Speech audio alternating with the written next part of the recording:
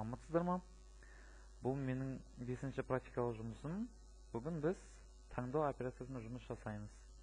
Builder бағдарламасына кірейік. Бүгінгі жұмысымыздың мақсаты біз Combo Box компонентін қойып, ішінде керекті өзімізге мезгілдің санын таңдағанда, мына жерде сол мезгілдің аты және оның суреті шығып тұру керек. Формамызды түрлендірейік. Label 1-ге керекті мезгілдің санын таңда. Және жерге label қоямыз. Оны барынша түрлендірейік, өйткені бұл бізде үлкен әдем болып шығып тұруы тиіс.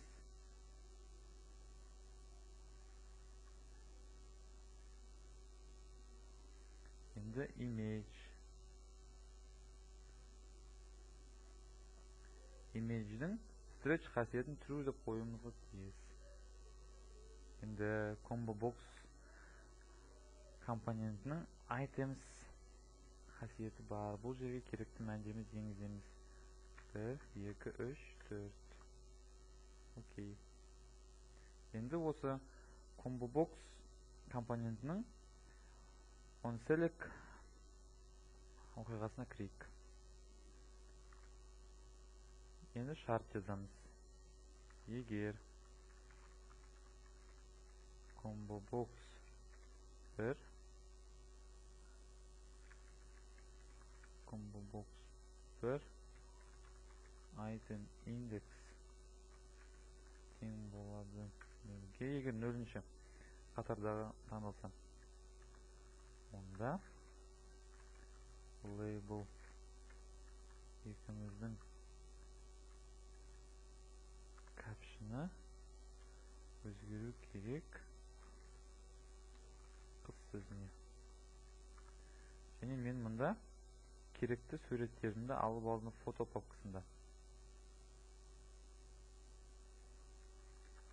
Image 1 picture load from file. Енді осы жерге керекті путімізді береміз. Жолымызды.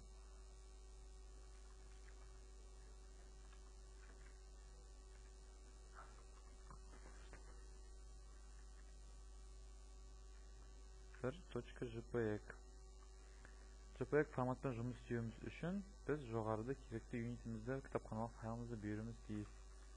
Include jpeg.hpp. Тексеріп көрейік. Егер біріншісі таңдалса, онда бізде қыз деп осылай шығады. Келесілерін де тура осылай жасайық. Уақытты үнемдеуіміз үшін үсті жазылған кодты көшіріп алайық астына. Индекстерін өзгертіп, сөздерін өзгертіп,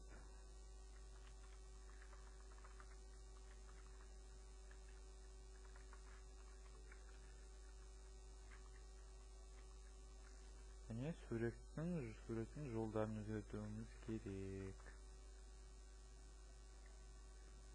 Тексерейік. Керекті санымыз таңдағанда бізде өздеріңіз көріп тұрғандай мезгілдің аты және мезгілдің суреті шығады.